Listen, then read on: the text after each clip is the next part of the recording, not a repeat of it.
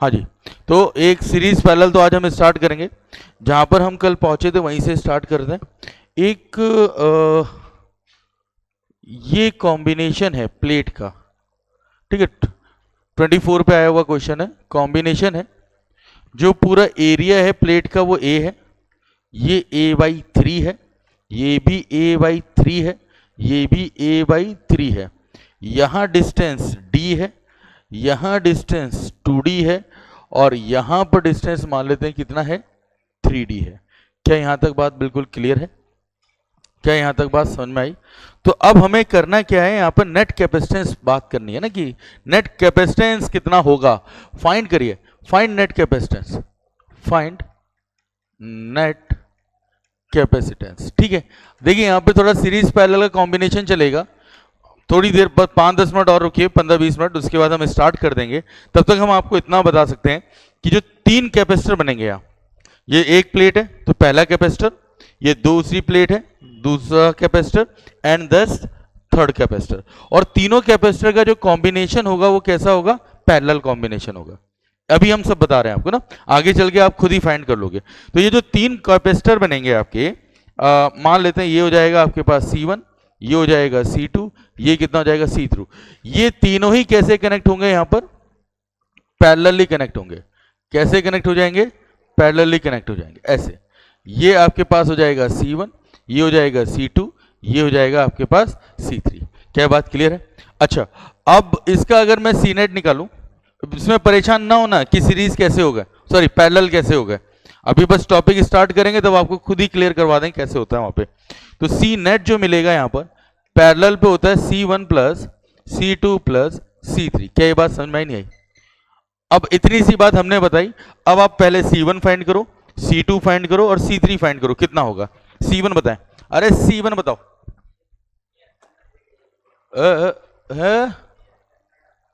पक्का पक्का ना?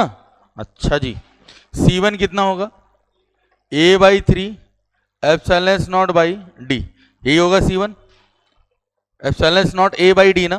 तो एरिया कितना है, a/3। अच्छा जी, C2 कितना होगा, a/3 होगा, एप्सिलॉन नॉट होगा, और यहाँ पे कितना हो जाएगा, 2d हो जाएगा।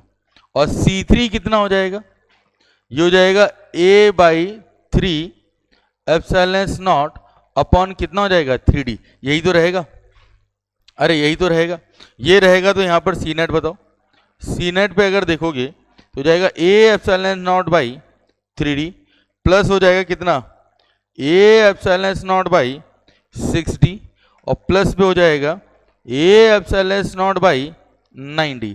क्या ये बात बिल्कुल क्लियर है नहीं है? रिजल्टेंट यहाँ पे क्या लेंगे, एलसीएम लेके इसको सॉल्व कर लो। एलसीएम कितना आ जाएगा, 18।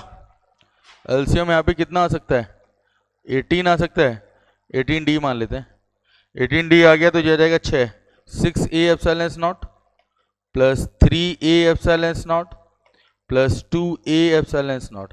तो ये जाएगा 3 2 5 11, 11 a epsilon not upon 18d। क्या यहाँ तक बात बिल्कुल क्लियर है नहीं है? 11 a epsilon not upon 18d। क्या ये बात समझ में ही नहीं आई? ठीक है, इसमें परेशान ना होना सीरीज पैरेलल कैसे, क्योंकि अभी जब कॉम्बिनेशन जब हम स्टार्ट करेंगे तो आपको क्लियरिटी आ जाएगी कहाँ पर है ना। ये तो सिर्फ आपको ये समझाने के लिए था कि प्लेटों का साइज चेंज होगा या डिस्टेंस चेंज होगा तो कैपेसिटेंस कैसे चेंज हो सकता है। क्या ये बात क्लियर हो गई? आगे बढ़े, आगे बढ़े। एक देखो भैया, नोट करके बहुत ही अच्छी सी बात एक नोट कर लीजिए, है ना। एक बात बिल्कुल यथार्थवादी बात ये नोट कर लीजिए।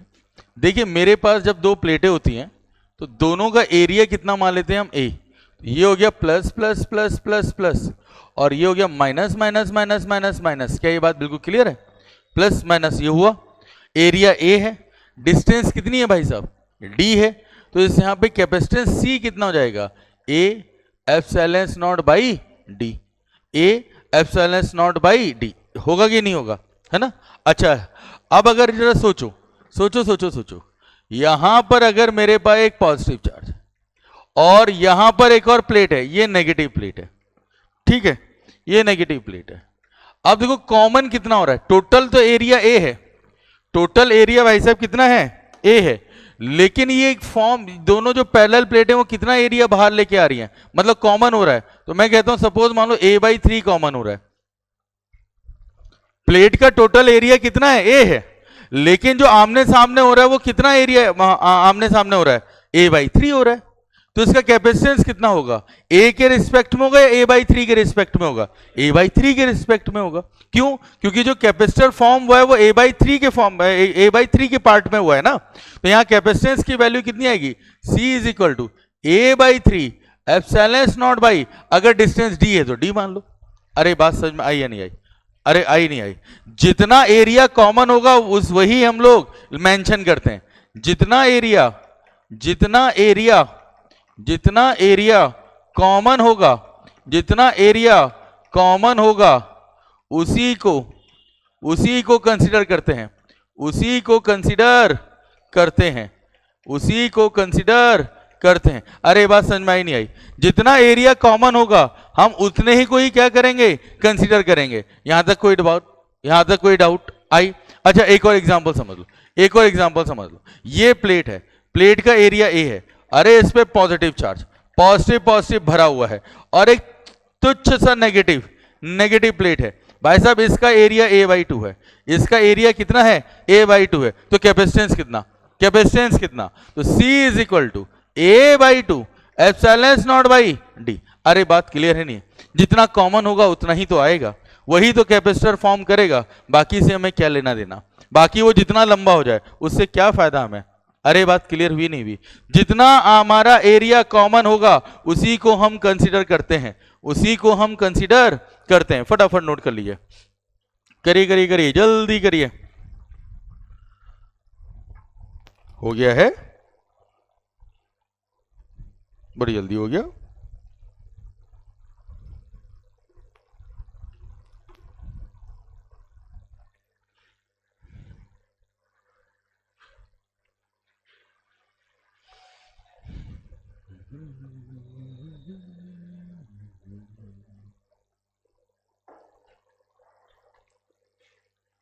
करें, बढ़े आगे। हो गया राज, आया ये, बढ़िया बात। आगे देखो, अब हम बात करने जा रहे हैं ग्राफ के बारे में। आज हम पढ़ेंगे ग्राफ, किस किस के बीच का graph, electric field versus x के बीच का ग्राफ, या फिर और भी पढ़ेंगे किसका, पोटेंशियल डिफरेंस वर्सेस एक्स का ग्राफ। क्या ये बात समझ में आई या नहीं आई? ये हम दो ग्राफ पढ़ेंगे आज। ये दो ग्राफ पढ़ेंगे कब, जब कैपेसिटर के अंदर हम क्या भर दें, डाइलेक्ट्रिक मीडियम भर दें, अभी तो इतनी जल्दी बाहर से अंदर कैसे आया, अभी तो यहीं बैठा था। ओहो, हैं कौन से पढ़ने के लिए, यही नहीं पता? अच्छा हाँ जी बताओ। तो E वर्सेस एक्स और V वर्सेस एक्स आ रहा है, क्या बात समझ में नहीं है? कैसे करते हैं, यहां पर इसको समझने के लिए एक बात समझनी होगी। याद करो हमने कहा था डाइलेक्ट्रिक के बारे में हम बात करेंगे जरा। डाइलेक्ट्रिक मीडियम जो होता है या डाइलेक्ट्रिक जो होगा वो क्या मीडियम होता है भाई, डाइलेक्ट्रिक मीडियम के बारे में आज बात करेंगे थोड़ा सा। डाइलेक्ट्रिक मीडियम देखो, डाइलेक्ट्रिक मीडियम क्या होता है। डाइलेक्ट्रिक मीडियम जो होता है ये एक इंसुलेटर फैमिली का है। डाइलेक्ट्रिक मीडियम जो होता है किस फैमिली का है, ये इंसुलेटर फैमिली का है। क्या बात क्लियर है? एक इंसुलेटर फैमिली का होने के बावजूद भी अगर मैं इसको इलेक्ट्रिक फील्ड में रखूं, एक्सटर्नल इलेक्ट्रिक फील्ड में रखूं, तो ये अपने अंदर कुछ इलेक्ट्रिक फील्ड शो कर देता है। ये डाइलेक्ट्रिक मीडियम की खासियत है। फिर से सुनिए, डाइलेक्ट्रिक मीडियम जो होता है ये है कौन सा फैमिली का, इंसुलेटर फैमिली का ही है। लेकिन अगर मैं जब इसको एक्सटर्नल इलेक्ट्रिक फील्ड में रखता हूं तो ये कुछ इंटरनल इलेक्ट्रिक फील्ड शो करने लगता है, इसीलिए इसको हम क्या बोलते हैं, डाइलेक्ट्रिक कहते हैं। ये इसकी प्रॉपर्टी है। ये क्या है इसकी प्रॉपर्टी, जो बाकी इंसुलेटर है उससे इसको ये अलग करता है। बाकी इंसुलेटर में ऐसा नहीं होता है क्योंकि उसमें कोई फ्री इलेक्ट्रॉन्स नहीं है। इंसुलेटर में क्या होंगे, बाकी में ज्यादा फ्री इलेक्ट्रॉन्स नहीं होंगे। फ्री इलेक्ट्रॉन्स नहीं होंगे तो पॉजिटिव और नेगेटिव सेपरेशन नहीं होगा, सेपरेशन नहीं होगा तो इलेक्ट्रिक फील्ड नहीं बनाएंगे। बात समझ में? लेकिन यहां पर ऐसा क्या है, ये डाइलेक्ट्रिक मीडियम ऐसे होते हैं जिसको अगर मैं एक्सटर्नल इलेक्ट्रिक फील्ड में रखूं तो वहां पर भी ये क्या करेगा, अपने अंदर कुछ इंटरनल इलेक्ट्रिक फील्ड शो कर देगा। बात समझ में नहीं है? अब यहां पर जरा दो, मैं इसको लिखता हूं जब हम किसी डाइलेक्ट्रिक मीडियम को किसी डाइलेक्ट्रिक मीडियम को जब हम किसी डाइलेक्ट्रिक मीडियम को किसी एक्सटर्नल इलेक्ट्रिक फील्ड में रखते हैं, किसी एक्सटर्नल इलेक्ट्रिक फील्ड में रखते हैं, इलेक्ट्रिक फील्ड में प्लेस करते हैं, प्लेस्ड करते हैं, तब मीडियम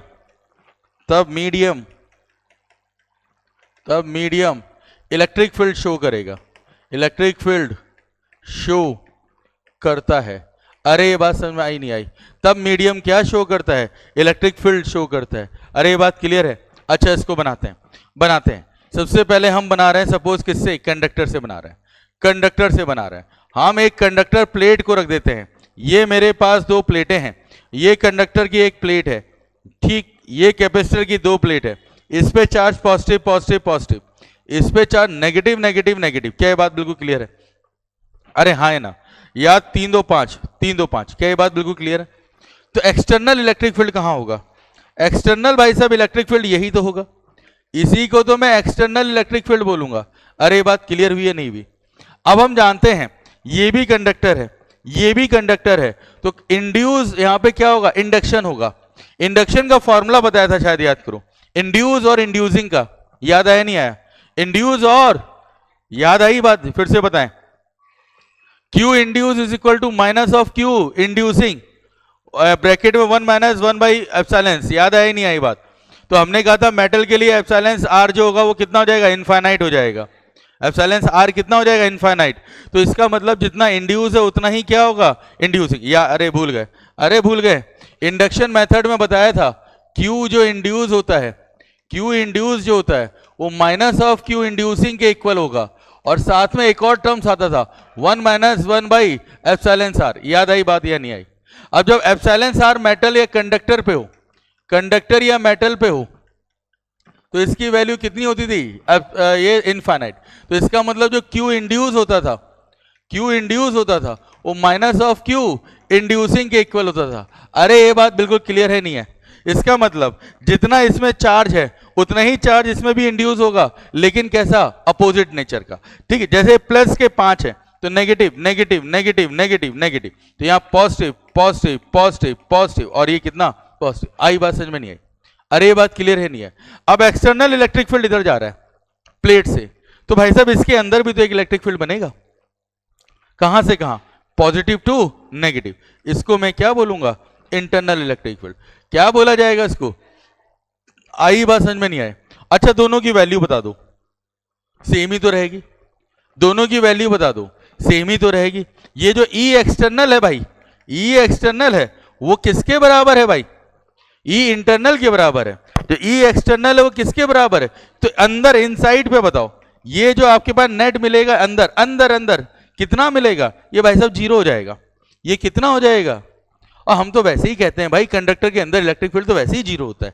अरे बात समझ में आई नहीं आई? अरे घुमा फिरा के फिर से हमने वही बात प्रूफ करी, कंडक्टर के अंदर इलेक्ट्रिक फील्ड कितना होता है। यहां तक बात क्लियर है नहीं है? बात समझ में आई नहीं है? अच्छा जी, अब मैं क्या रख दूं? डाइलेक्ट्रिक मीडियम रख लेता हूं। अब मैं क्या रख लूं? डाइलेक्ट्रिक मीडियम रख लेता हूं। अगर मैं डाइलेक्ट्रिक मीडियम रखूं, फिर से दो प्लेटें रखूं, 1 2 3 4 5 6 7, 2 3 4 5 6 7, और यहां पर मैंने क्या रख दिया? एक डाइलेक्ट्रिक मीडियम रखा। क्या रख दिया यहां पर? डाइलेक्ट्रिक मीडियम रखा। अब बताओ क्या होगा? इसमें भी चार्ज इंड्यूस होगा, लेकिन मेटल नहीं है, कंडक्टर नहीं है, तो जो इंड्यूस चार्ज होगा उसकी क्वांटिटी इंड्यूसिंग चार्ज से कम होगी। क्या होगी? कम। अरे बात समझ में? अरे याद करो, जब हमने यहां पे कहा था एप्सिलॉन R अगर आपके पास वो नहीं है, नॉन मेटल है, नॉन कंडक्टर या नॉन मेटल है, याद करो, तो एप्सिलॉन नॉट की जो वैल्यू होगी वो लेस देन इनफाइनाइट होगी। याद आया नहीं आया? लेस देन इनफाइनाइट होगी। तो हमने कहा था जो चार्ज इंड्यूस हो रहा होगा, इसकी वैल्यू इंड्यूसिंग से क्या होगी? कम होगी। अरे ये बात बिल्कुल क्लियर है नहीं है? जो इंड्यूस चार्ज होगा इसकी वैल्यू इंड्यूसिंग से कम होगी। याद आई बात? तो तो यही चीज यहां पर भी है। अब देखो ये पॉजिटिव पॉजिटिव है तो यहां पे भी नेगेटिव नेगेटिव मिलेगा, लेकिन कितना कम, लेकिन कितना कम। ये बात ही समझ में आई फॉर्मूले से? क्या बात समझ में? अच्छा ये माइनस माइनस माइनस, ये भाई साहब देखो प्लस प्लस प्लस, आई बात क्लियर नहीं आई? अब देखो इलेक्ट्रिक फील्ड, ये आपके पास एक्सटर्नल इलेक्ट्रिक फील्ड, ये जा रहा है भाई साहब एक्सटर्नल इलेक्ट्रिक फील्ड, ये जा रहा है इंटरनल इलेक्ट्रिक फील्ड। अरे बात बिल्कुल क्लियर है? अरे हाँ या ना? तो अब बताओ एक्सटर्नल बड़ा या इंटरनल बड़ा? एक्सटर्नल बड़ा रहेगा, तो यहां पर जो मिलेगा ई नेट कितना मिलेगा? ई नेट जो मिलेगा E external minus of E internal, इसका मतलब E net is not equal to, मतलब इलेक्ट्रिक फील्ड मिलेगा ना। आया बात समझ में? नहीं आई? अरे बात समझ में आई या नहीं आई? क्लियर हुई बात? अच्छा जी अब जरा एक चीज और बताओ, एक चीज और, चलो नोट कर लो, पहले पहले नोट कर लो फिर आगे बढ़े। अरे यहां तक बात क्लियर हुई नहीं हुई? डाइलेक्ट्रिक समझ में आया नहीं आया? डाइलेक्ट्रिक को जब हम स्लैब में डालते हैं तो क्या होगा, अभी और देखते हैं इसमें बात। राज आया बेटा? टफ है? इससे पहले वाला और पहले वाला कौन सा, और पहले वाला कौन सा, किस जमाने में हमने पढ़ाया था? अगले जन्म में पढ़ाया था? नालायक, अगले पिछले जन्म में भी तो हम ही से पढ़े हो। जन्म जन्म का साथ है क्या हमारा? तो पिछले जन्म में निकल गया था आईआईटी? आईआईटी नहीं निकला था? नहीं निकला था, चलती नहीं थी। अच्छा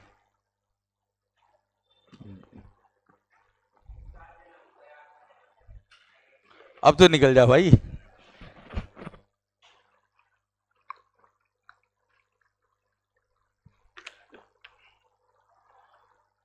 धीरे धीरे चीजें बनती है, एकदम नहीं है कि एकदम सारी चीजें बन जाएंगी। फिजिक्स है ये। पर डे 6 पेज हो रहे? नहीं हो रहे? नहीं हो रहे? 5 पेज हो रहे हैं। अरे हम अपने सब्जेक्ट के बारे में बात कर रहे हैं, बाकी सब्जेक्ट के बारे में बात नहीं कर रहे हैं कि तुम टोटल ओवरऑल ना बताओ, हमें अपने सब्जेक्ट बताओ। अरे टोटल कितना हो जाता है? 4-5 हो जाते हैं? नहीं हो जाते हैं? हाँ तो बढ़िया है भाई, 4-5 हो जाते हैं। नहीं कल तो 2 घंटे की क्लास थी, कल तो ज्यादा हुए होंगे। हाँ तो कैसे कह रहा 5 नहीं होते हैं? अब तुम छोटा छोटा लिख लो तो हमारी गलती है इसमें। हाँ हाँ वही वही वही वही वही। तुम लोग इतना कंजूसी करते हो, पूछो नहीं, तुम कॉपियां बचा लेते हो। हाँ तुम्हारा राज का मन करे तो पहले वो पेंसिल से लिखे पूरा, एक कॉपी ले ले पूरा पेंसिल से लिखे, एक दिन संडे को बैठ के फिर इरेजर से पूरा निपटा दे, साफ कर दे, फिर से कॉपी नहीं बना दे वो, फिर लिखे पेंसिल से, फिर मिटा दे। है नहीं है?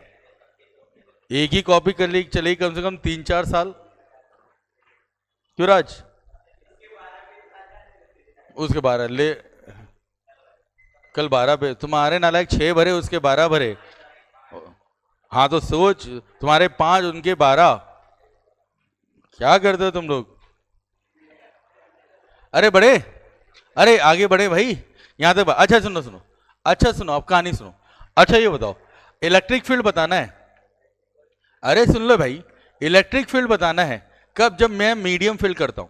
इलेक्ट्रिक फील्ड बताना है जब क्या किया जाए, मीडियम फील की जाए। तो फॉर्मूला कितना होता है? ए एप्सिलॉन नॉट अपॉन के इंटू डी। अरे यही तो होता है, ए एप्सिलॉन नॉट अपॉन के इंटू डी। अरे बात क्लियर है नहीं है? बात समझ में ही नहीं आई? अच्छा नहीं है ना? सॉरी कैपेसिटेंस, हम क्या कह रहे हैं, हम क्या कह रहे हैं, हम पगला गए हैं। इलेक्ट्रिक फील्ड बताओ, इलेक्ट्रिक फील्ड कब? जब मीडियम पे हो। इलेक्ट्रिक फील्ड बताओ जब कहाँ हो? मीडियम पे हो। क्यू अपॉन के ए। अब सही है भाई साहब, अब सही है, हम गलत रास्ते चले गए थे। क्यू अपॉन के ए एप्सिलॉन नॉट। क्या ये बात बिल्कुल क्लियर है नहीं है? अच्छा जी, तुम ना होते तो क्या होता? आगे देखो, ये अगर बात करो Q upon A epsilon not के बारे में बात करो, ये किसके बारे में देता है? ये कब? जब एयर हो।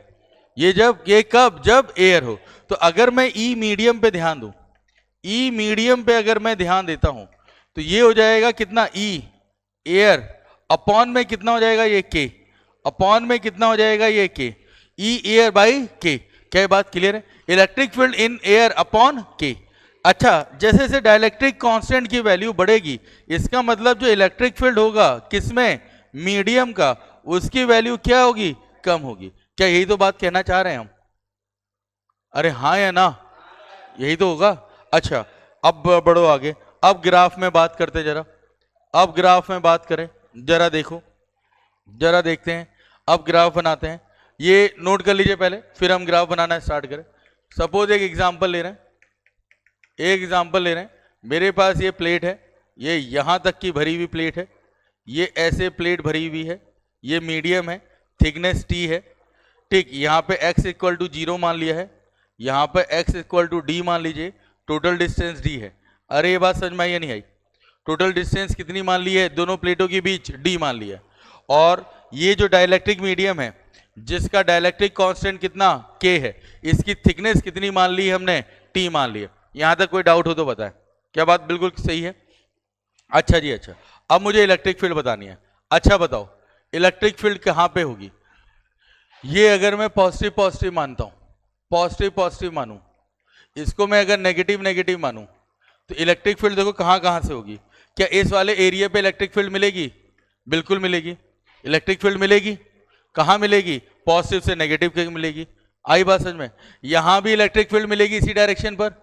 अरे हाँ, इसके अंदर भी तो इलेक्ट्रिक फील्ड मिलेगी, लेकिन ये कौन सी होगी, इनसाइड वाली होगी। अरे बात समझ में आई नहीं आई? अब बताओ इलेक्ट्रिक फील्ड कहां ज्यादा होगी, इलेक्ट्रिक फील्ड कहां ज्यादा होगी? बाहर वाले पे इलेक्ट्रिक फील्ड ज्यादा होगा, अंदर वाले पे इलेक्ट्रिक फील्ड। अरे ये बात समझ में ही नहीं आई। देखो, अरे मीडियम पे जब होगा तो एयर का 1/k टाइम्स होता है। ये अगर मीडियम पे ले रहे हो तो एयर का 1/k टाइम्स होता है। इसका मतलब k बढ़ेगा तो electric field inside the medium कम होगा। ये देखिए एयर है, ये एयर है तो यहां इलेक्ट्रिक फील्ड ज्यादा, ये एयर है यहां इलेक्ट्रिक फील्ड ज्यादा, लेकिन ये मीडियम है, मीडियम है तो यहां पे इलेक्ट्रिक फील्ड कम। अरे आई बात समझ में नहीं आई? अरे बात समझ में। अच्छा, अब इसको बनाते हैं, बनाते हैं भाई साहब। देखो जी, यहां से एक लाइन ड्रॉ कर लो, एक ग्राफ बना लो, ये यहां से और ऐसे एक ग्राफ बना लो, ये इधर से इधर ले लो, एक ऐसे ले लो, फिर ये इधर से एक पॉइंट ले लो, ये पॉइंट इधर ले लो। क्या ये बात समझ में आई या नहीं आई?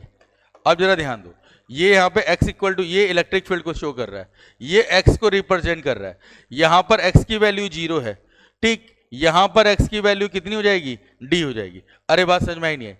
अब मुझे इलेक्ट्रिक फील्ड बताओ, इस एरिया में, इतने एरिया में इलेक्ट्रिक फील्ड बताओ, इसकी वैल्यू ज्यादा है तो ये स्ट्रेट लाइन आएगी, ये इलेक्ट्रिक फील्ड की वैल्यू ज्यादा है। अरे आया नहीं आया? उसके बाद यहां बताओ, ये यहां पे इलेक्ट्रिक फील्ड कम होगा तो इसका एरिया ये होगा, ये यहां पे बनाएगा, ठीक। अब इस वाले को फिर से एयर पे है तो एयर पे तो फिर से यहीं आएगा, वैल्यू इलेक्ट्रिक फील्ड की क्या होगी, सेम। यही इलेक्ट्रिक फील्ड और एक्स के बीच का ग्राफ है। अरे आई बात समझ में नहीं आई? अरे बात क्लियर है या नहीं है? बात समझ में आई नहीं आई? ये हम निकालना सिखा चुके हैं। कहां निकाला था हमने, ये याद है? पोटेंशियल ग्रेडियंट पे, 7वां और 8वां क्वेश्चन ग्राफ का, याद आई नहीं आई? ये वही तो है, E is equal to minus dV/dr। अरे याद है नहीं है? तो ये इलेक्ट्रिक फील्ड की वैल्यू है x के रिस्पेक्ट में। इलेक्ट्रिक फील्ड की वैल्यू किस में है, x के रिस्पेक्ट में। यहां एयर है तो ये इलेक्ट्रिक फील्ड है, ये मीडियम है तो यहां इलेक्ट्रिक फील्ड है, ये फिर से एयर है तो यहां फिर से इलेक्ट्रिक फील्ड है। इस तरीके से इलेक्ट्रिक फील्ड बना है। कोई डाउट हो तो बताए? आई बात समझ में नहीं आई? अब इसी से पोटेंशियल बना लें क्या भाई? पोटेंशियल बना लें इसी से। ये समझ में आया नहीं आया? आ गया ना? आओ अब पोटेंशियल बनाए।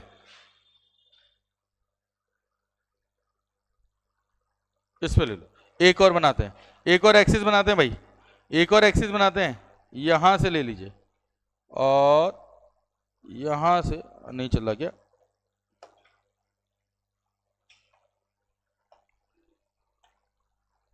ये तो बदतमीजी है।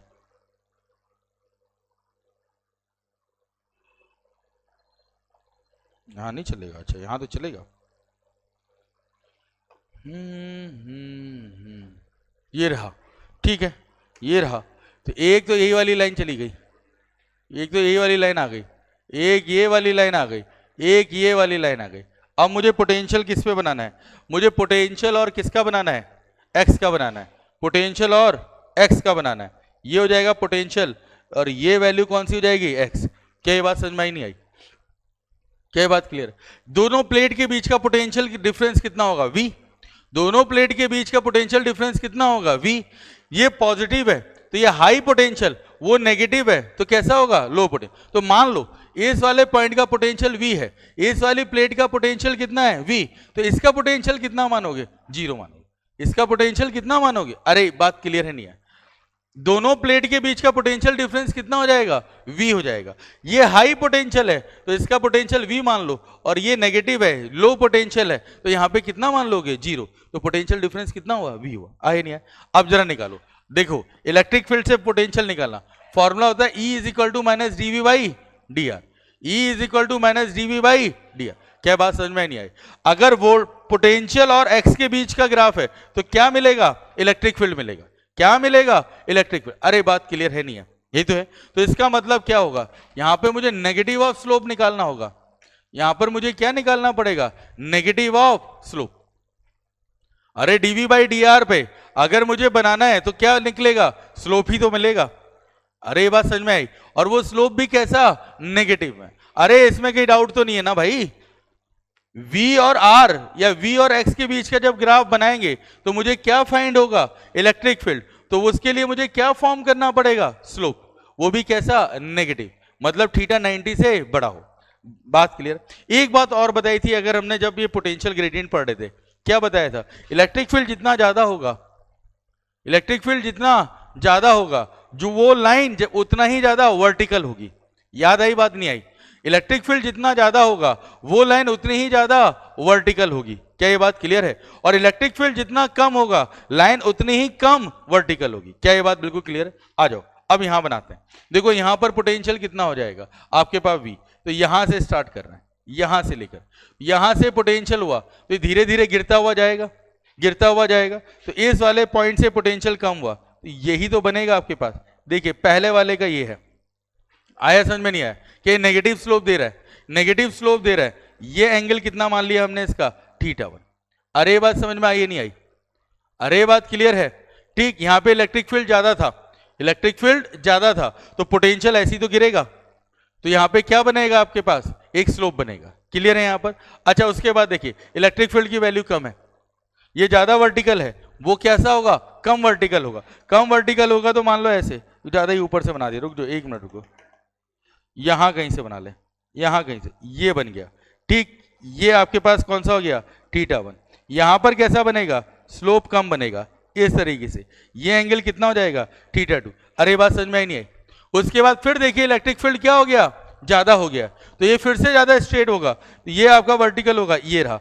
जितना एंगल थीटा 1 था यहां पर भी एंगल कितना हो जाना है, थीटा 1, या फिर आप मान लो थीटा 3 मान लो इसको, थीटा 3 मान लो। अरे ये बात समझ में आई या नहीं आई? अरे ये बात क्लियर हुई है नहीं हुई? बात समझ में आ रही है नहीं आ रही है? अब देखो यहां इलेक्ट्रिक फील्ड ज्यादा, ये जहां ज्यादा वर्टिकल, यहां इलेक्ट्रिक फील्ड कम, यहां कम वर्टिकल, यहां इलेक्ट्रिक फील्ड फिर ज्यादा, फिर यहां पर ज्यादा वर्टिकल। अरे ये बात क्लियर हुई? तो ये किसके ग्राफ हो गया, ये पोटेंशियल और एक्स के बीच का ग्राफ। देखो यहां पर पोटेंशियल v था और यहां पर आते आते पोटेंशियल कितना हो गया, 0 हो गया। अरे कहानी समझ में आई या नहीं आई? अरे कहानी में कोई डाउट है क्या? इलेक्ट्रिक फील्ड वर्सेस एक्स के बीच का graph, voltage versus potential difference versus x के बीच का ग्राफ। क्या ये बात समझ में आई? यहां तो कोई डाउट? अरे आया नहीं आया? क्या बनाओगे, v वर्सेस x में क्या मिलता है हमें, इलेक्ट्रिक फील्ड। इलेक्ट्रिक फील्ड कैसे मिलेगा, स्लोप से, वो भी स्लोप कैसा, नेगेटिव। अरे भाई नेगेटिव स्लोप ही तो है ये, थीटा से क्या है ये, ज्यादा है, 90 से क्या है ये, ज्यादा है, नेगेटिव नेगेटिव नेगेटिव। जितना इलेक्ट्रिक फील्ड ज्यादा उतना ही ज्यादा वो वर्टिकल होगा, और जितना इलेक्ट्रिक फील्ड कम होगा उतना ही वो कम वर्टिकल होगा। अरे यहां तक बात बिल्कुल क्लियर है नहीं है? अरे यार तुम्हारे चक्कर में चाय भी भूल गए। अरे बात समझ में आई नहीं आई? अरे क्लियर है? तो चलो एक काम तुम करो फिर हम चाय पिए। करो करो करो। क्या किया जाएगा, सपोज हमने ये बनाया, ये 2 प्लेट, ये आपके पास प्लेट, अरे नहीं 2 प्लेट बना दे रहे हैं, एक प्लेट यहां बना दे रहे हैं भाई साहब, एक प्लेट ये बना दे रहे हैं, ठीक है, 1 2 इसी से मिलता जुलता बना दे क्या, चलो इसी से मिलता जुलता बना दे, ये एक और बना दे रहे हैं, ये इसका हो जाएगा K1, ये हो जाएगा आपके पास K2, ये K1 है और ये K2 है, टोटल डिस्टेंस कितनी हो जाएगी, d हो जाएगी। इसकी थिकनेस t1 और इसकी थिकनेस कितना है, t2 है। k1 इज ग्रेटर देन कितना है, k2 है। तो भाई साहब पहले बनाओ किसके बीच का, e वर्सेस x के बीच का ग्राफ बनाओ, देन उसके बाद किसका ग्राफ बना लो भाई, x और v का बनाओ भाई, हमें परेशान ना करना। चलो चाय ठंडी हो गई नालायकों।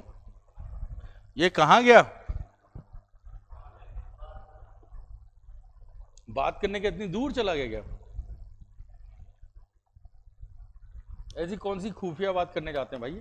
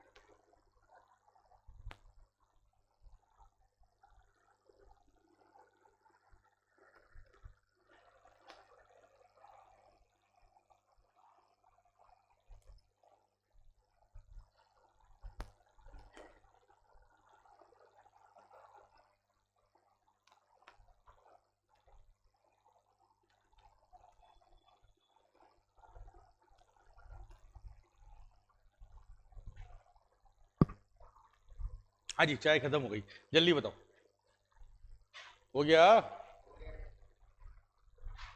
वेट कर रहे हैं कि हम बनाएंगे आप। जी हाँ, एक ये एक ये एक ये एक ये, ठीक ऐसी को नीचे एक यहाँ एक यहाँ, अरे कहाँ हो, यहाँ हो यहाँ हो यहाँ हो।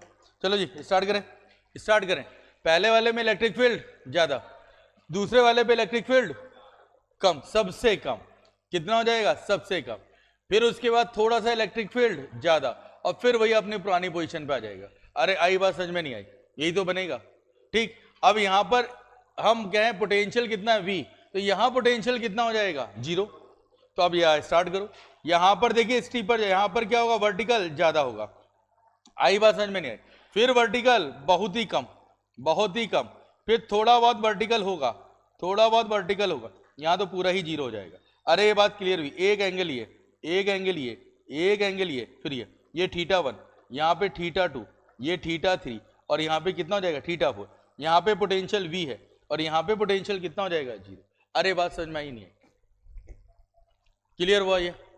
अरे ग्राफ आ गया ये, आगे बढ़े आगे बढ़े, उड़े, अच्छा जी, लो जी उड़ गए।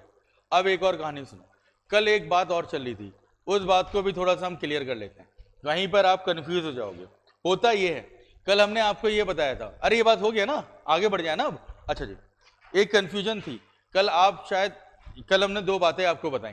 पहली बात ये बताई थी, अगर कोई भी कैपेसिटर अगर बैटरी के साथ कनेक्ट है, भाई साहब किसके साथ कनेक्ट है, बैटरी के साथ अगर कनेक्ट है, तो इसका क्या कांस्टेंट रहता है, पोटेंशियल कांस्टेंट रहता है। क्या कांस्टेंट रहेगा, पोटेंशियल कांस्टेंट। अरे कल बताया था, याद करो, पूरे एक टेबल बनाई थी। अच्छा, अगर कैपेसिटर क्या हो, कैपेसिटर क्या हो, डिसकनेक्टेड हो, डिसकनेक्टेड हो, डिसकनेक्टेड हो, कहां, फ्रॉम बैटरी, किससे, बैटरी से, बैटरी से डिसकनेक्ट हो, तो यहां पर क्या कांस्टेंट होता है भाई, चार्ज। यहां पर चार्ज क्या रहेगा, कांस्टेंट रहेगा। यहां पे चार्ज क्या रहेगा, कांस्टेंट है। अरे बात समझ में आई नहीं आई, अरे बात क्लियर हुई नहीं हुई? अच्छा जी अच्छा, अब जरा ध्यान, अगर मैं कहूं कहीं मेंशन ही ना हो तो क्या होगा? न्यूमेरिकल में मेंशन ही ना हो कि वो कनेक्ट है या डिस्कनेक्ट है, तब क्या करोगे?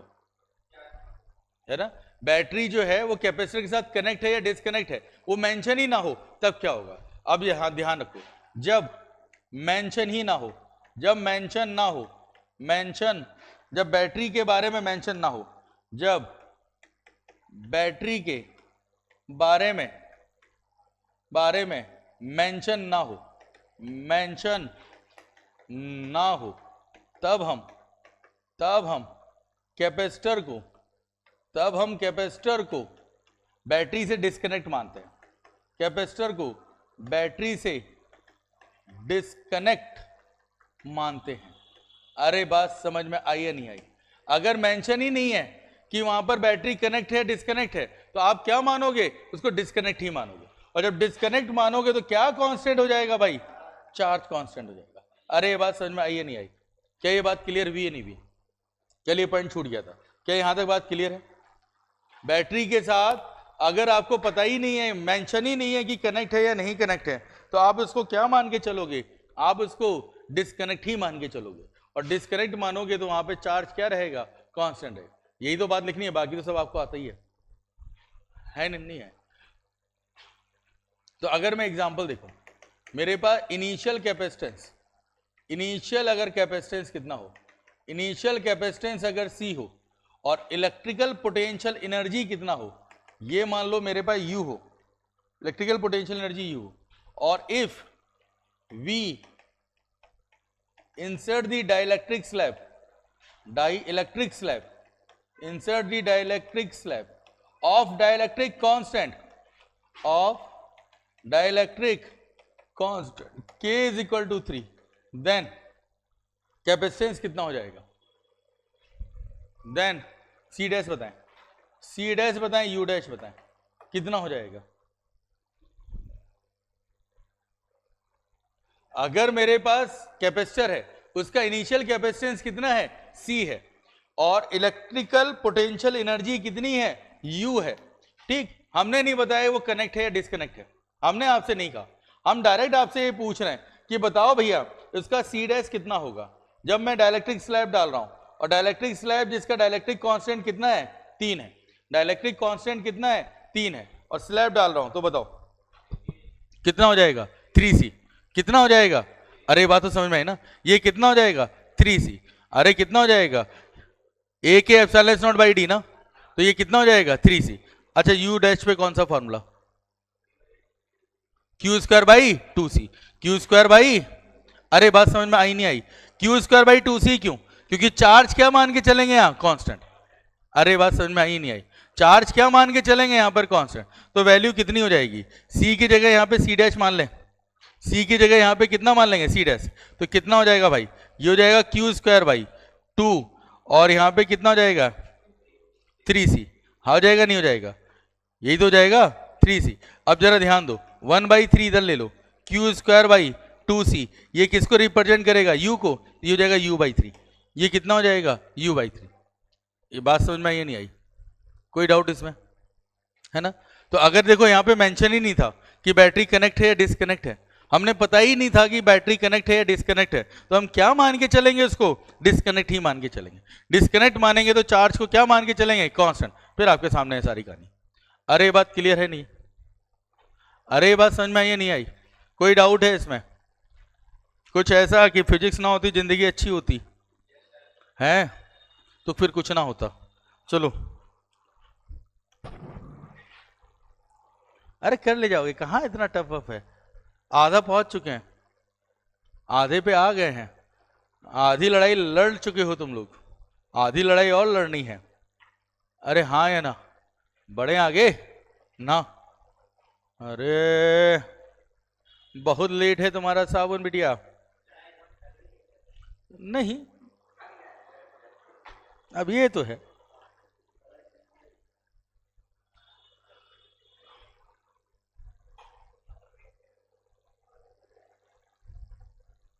अब वही बात उन्होंने कल कृष्णा को हड़का दिया, देख कृष्णा अपने साथ वाला बंदा लेके आ रहा है, तुझे घेरेगा, देख अब तुझे बीच में बैठाएगा। हाँ हाँ, चलो जी आए स्टार्ट करें। आप देख कृष्णा तुझे पहले बीच में बैठाएगा, फिर एक इधर अपना बैठेगा, इधर अपने दोस्त को बैठाएगा। हाँ बताएंगे, भी आएगा तब उसको बताएंगे ये ऐसा कह रहा था, है ना। चलो जी स्टार्ट करें। आइए अब आते हैं कॉम्बिनेशन ऑफ कैपेसिटर में। कॉम्बिनेशन ऑफ कैपेसिटर में, कॉम्बिनेशन ऑफ कैपेसिटर पे बात करेंगे। कॉम्बिनेशन ऑफ कैपेसिटर पे बात करते हैं। कॉम्बिनेशन ऑफ कैपेसिटर पे क्या बात है, यहाँ पे किस तरह कितने कॉम्बिनेशन मिलेंगे, दो कॉम्बिनेशन, एक होगा सीरीज और एक होगा पैरेलल। ठीक भैया, तो सीरीज कॉम्बिनेशन पे बात करें, सीरीज कॉम्बिनेशन पे बात कर रहे हैं। सीरीज कॉम्बिनेशन पे ध्यान दीजिएगा, कुछ चीजें अभी ये देखिए हमने इलेक्ट्रिसिटी में पढ़नी है, केसीएल और केवीएल। अरे सुन लो, केसीएल और केवीएल ये हम लोग कहाँ पढ़ेंगे, इलेक्ट्रिसिटी में पढ़ेंगे कुछ, लेकिन हम यहाँ पर उसको इंट्रोडक्शन दे देंगे क्योंकि बिना उसके काम यहाँ पर नहीं चलने वाला। केसीएल कहलाएगा किरचॉफ करंट लॉ और केवीएल कहलाएगा किरचॉफ वोल्टेज लॉ। पढ़ के आए हो आप लोग, 12th में पढ़ा है भाई, आप लोगों ने याद होगा। आपकी तो बात ही नहीं कर रहे, हम नेगलेक्ट मान के चलते हैं, है ना। तो पढ़ा है आपने, राज पढ़ा नहीं पढ़ा या बाईपास मार दिया था, पक्का ना। हाँ तो देखो आप केसीएल केवीएल पढ़ के आए और उसका यहां पर फिर से यूज होगा। क्या था केसीएल में, याद है, किसी नोड पर आने वाली जो करंट है उसका सम और जाने वाली जो करंट है उसका सम हमेशा क्या होगा, इक्वल होता है, ये तो था ठीक। या किसी नोड पर टोटल करंट का सम कितना होता है, 0 होता है, ये था आपके पास क्या, केसीएल। तो केसीएल कहां लगाया जाता है, जहां पर आपको नोड मिलता है। और नोड का मतलब नोड, समझ रहे, नोड NOD, NOT नोट वाला नहीं है, नोड। अच्छा और सुनो, नोड, एक नोड कहां मिलता है, जहां पर दो या दो से, यहां पर दो से ज्यादा क्या हो, ब्रांचेस कनेक्ट हो, दो से ज्यादा ब्रांचेस। अभी इलेक्ट्रिसिटी में बहुत अच्छी तरीके से समझाएंगे, वहां बिल्कुल परेशान ना होना, यहाँ पे भी कहीं कहीं आएगा तो वहां हम आपको समझाते हुए जाएंगे। एक होगा क्या आपके पास, केवीएल। केवीएल क्या होता है, Kirchhoff voltage law. Kirchhoff voltage law क्या होता है, एक क्लोज सर्किट पे जितने भी एलिमेंट लगे हैं, क्लोज सर्किट पे जितने भी एलिमेंट लगे हैं उनके अक्रॉस जितना भी पोटेंशियल ड्रॉप है या उनका जो पोटेंशियल है उनका सम हमेशा कितना होगा, 0 होगा। किसी भी क्लोज सरफेस में जितने भी एलिमेंट लगे हैं उन सब का जो पोटेंशियल होगा उनका जो सम होगा वो कितना होगा, 0 होगा। इसे हम क्या बोलते हैं, केवीएल बोलते हैं। आई बात समझ में नहीं है, अभी इसको समझाएंगे। देखिए अब सीरीज कॉम्बिनेशन पे ध्यान दीजिए, क्या होता है सीरीज कॉम्बिनेशन। सीरीज कॉम्बिनेशन में हम देखो बदतमीजी करना स्टार्ट करते हैं। पहला एक कैपेसिटर कनेक्ट किया, फिर दूसरा वाला कैपेसिटर कनेक्ट किया, फिर हमने तीसरा कैपेसिटर कनेक्ट किया, फिर हम मन नहीं माना हम चौथा कर दिया। हम ऐसे ही करते हुए चले जाएंगे और उसके बाद फिर हम यहां से क्या कनेक्ट कर देंगे भाई, एक बैटरी कनेक्ट कर देंगे। अरे बात समझ में नहीं आई, हम स्विच लगाना भूल गए, ये लीजिए एक स्विच भी लगा देते हैं, यहां पर एक स्विच लगा देते हैं। यहां तक कहानी समझ में आई नहीं आई। अब इसका जो पोटेंशियल है प्लस माइनस, इसका जो ईएमएफ कह दो या पोटेंशियल कह दो उसको ई मान लो, आप वी मानना चाहो वी मान लो, कोई फर्क नहीं पड़ रहा। हम इसको कितना मान लेते हैं, इसका ई मान लेते हैं। पोटेंशियल कितना मान लें, इसका ई मान लें या वी मान लें, जो आप चाहो उसको मान लो। क्या ये बात समझ में नहीं आई। अच्छा जी अब देखो इनिशियली, इनिशियल कंडीशन पे बात करो जरा, इनिशियल कंडीशन पे बात करिए क्या होगा। इनिशियली अगर हम बात करें, इनिशियली स्विच तो ऑन है, यानी स्विच क्या है, ओपन है। स्विच क्या है, ओपन है, तो कोई चार्ज जाएगा क्या, कोई चार्ज नहीं जाएगा। तो जितने भी कंडक्टर हैं ये सब क्या होंगे, न्यूट्रल होंगे। क्या होंगे, न्यूट्रल होंगे। न्यूट्रल होंगे तो इस पे चार्ज की वैल्यू 0, इस पे भी चार्ज की वैल्यू 0, इधर भी चार्ज की वैल्यू 0। अरे भाई साहब यहां भी 0, ये भी 0, ये भी 0, ये भी 0, अरे भाई यहां भी 0। क्या बात समझ में नहीं है, सारे चार्जेस, सारे कंडक्टर में चार्ज की वैल्यू कितनी होगी, 0। अरे बात बिल्कुल क्लियर है, नहीं है कोई यहां से डाउट। अच्छा जी अब मैंने इसको स्विच को क्या कर दिया, मैंने क्लोज कर दिया। क्लोज किया तो क्या होगा, चार्ज मूव करना स्टार्ट होगा, चार्ज मूव करना स्टार्ट होगा। ठीक है, मान लेते हैं हमारा चार्ज यहां से जा रहा है, मान लेते हैं चार्ज यहां से गया, तो यहां से यहां पर एंट्री किया, जैसे ही चार्ज एंट्री करेगा तो यहां पे कैसा दे देगा, ये पॉजिटिव दे देगा। क्या ये बात क्लियर है, यहां पर पॉजिटिव होगा, फिर यहां से चार्ज उतना ही निकलेगा तो यहां पे कैसा दे देगा, ये नेगेटिव दे देगा। हम बंद करवा देंगे, कहां जा रहा है, पुरुष मित्र महिला मित्र, पुरुष मित्र है। हाँ जी चलो, ये हो गया माइनस, इतना ही चार्ज तो उधर से जाएगा, जब जाएगा तो कितना देगा वो, नेगेटिव देगा। फिर ये चार्ज इस वाले प्लेट में एंट्री करेगा तो यहाँ पर पॉजिटिव, और यही चार्ज फिर से बाहर निकल जाएगा, यहाँ पर नेगेटिव, फिर यहाँ पॉजिटिव और यहाँ नेगेटिव। ये चार्ज ऐसे ही मूव करता जाएगा, प्लस माइनस, और फाइनली ये चार्ज कहाँ पहुंच जाएगा, बैटरी पे पहुंचेगा। अरे बात समझ में आई नहीं आई? ये प्रोसेस चलता रहेगा, ये प्रोसेस चलता रहेगा। फिर यहाँ पर भी plus minus plus minus plus minus plus minus plus minus plus minus, यहाँ भी प्लस माइनस प्लस माइनस। क्या ये बात समझ में आई नहीं आई? क्या ये बात? ये प्रोसेस चलता रहेगा, लेकिन एक टाइम आएगा कि ये पूरा का पूरा क्या हो जाएगा, जब ये अपना रिपल्शन फोर्स देना स्टार्ट करेगा।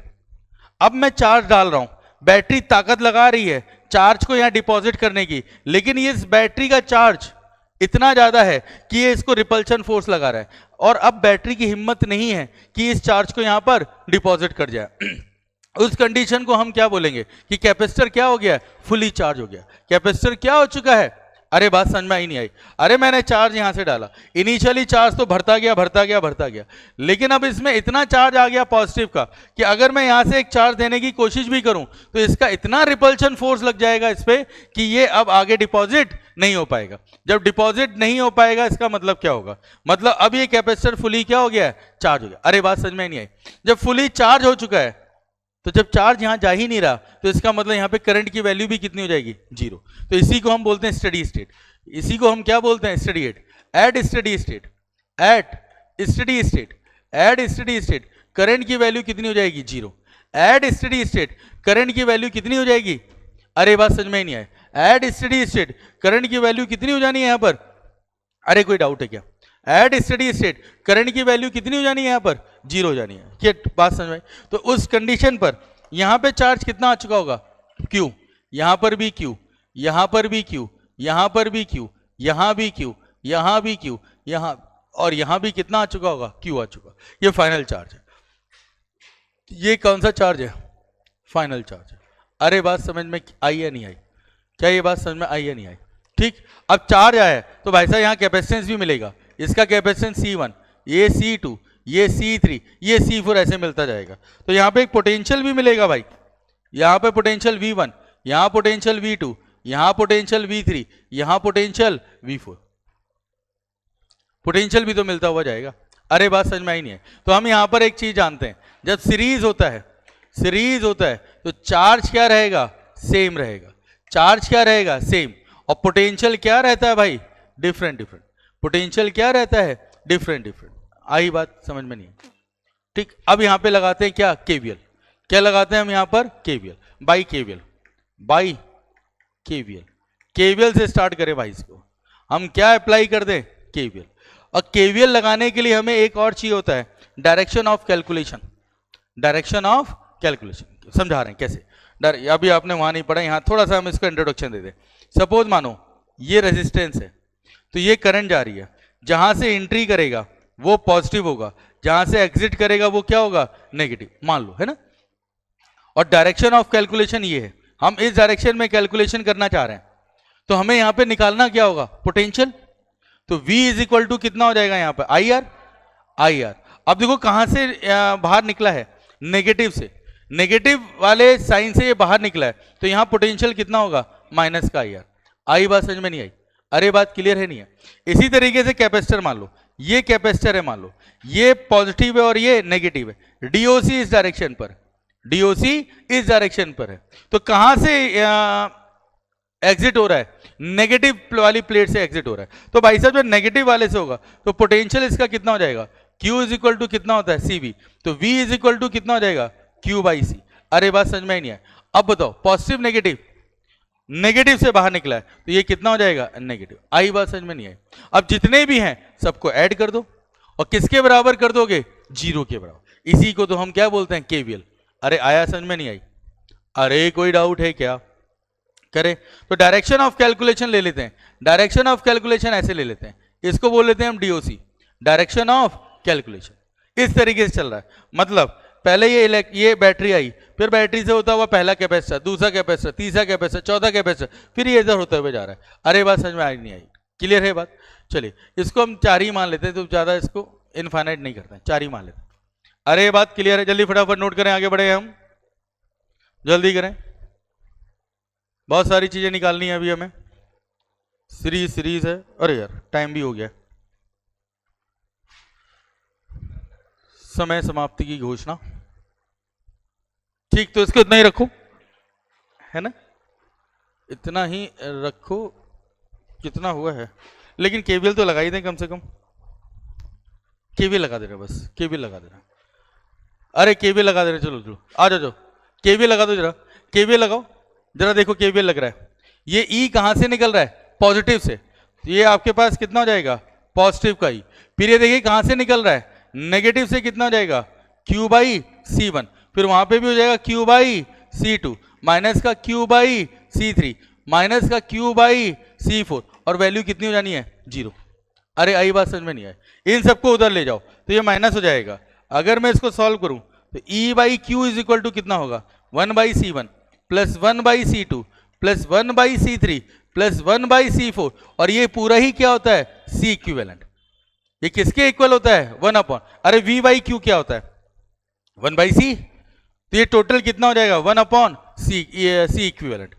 तो जब भी आप सीरीज में होंगे तो पैरेलल का सम कैसे होगा, 1 upon C one plus 1 upon C two plus 1 upon C three plus 1 upon, अरे बात समझ में आई नहीं आई, अरे बात क्लियर है, ई बाई सी मतलब वी बाई सी मान लो, ई बाई सी को आप कंफ्यूज ना हो, ये हो जाएगा V by Q is equal to कितना हो जाएगा, सी। आई नहीं है, ये नेट हो गया। नेट कैपेसिटेंस निकालने का तरीका, बदतमीजी यहां खत्म नहीं है। अब वो ये कहता है भाई V1 बताओ कितना होगा, तो V इज इक्वल टू कितना होता है, Q बाई सी, कितना हो जाएगा, Q अपॉन C1। V2 कितना हो जाएगा, Q अपॉन C2। V3 कितना हो जाएगा, Q upon C3 up to सोन, यही तो होगा। अरे हाँ या ना, है ना। अब वो क्या, पोटेंशियल एनर्जी बताओ, पोटेंशियल एनर्जी बताओ कितना होगा,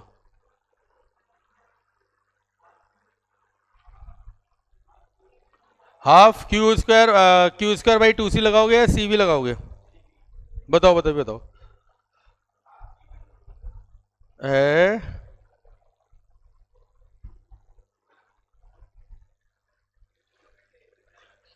कौन सा, सी वी स्क्वायर या क्यू स्क्वायर बाई 2c, अरे क्यू स्क्वायर बाई 2c, क्योंकि चार्ज हमेशा क्या रहेगा, कांस्टेंट। चार्ज क्या रहेगा यहाँ, कांस्टेंट। तो u1 अगर आपको निकालना है तो जाएगा 1 by two Q square by C1। फिर u2 निकालोगे 1 by two Q square by C2। फिर u3 निकालोगे आपको 1 by two Q square by C3। ऐसे चलता रहेगा। अरे आई बात समझ में नहीं आई, कोई डाउट इसमें, इस तरीके से ये फॉर्म होता रहेगा। तो आपको पोटेंशियल एनर्जी पता चल जाएगी, आपको पोटेंशियल पता चल जाएगा, आपको नेट कैपेसिटेंस पता चल जाएगा, अभी चार्ज की वैल्यू भी आप निकाल ले जाओगे। अरे बात क्लियर है नहीं है। तो ये सीरीज कॉम्बिनेशन, आज इतनी ही क्लास है, कल आगे परसों आगे बढ़ाएंगे।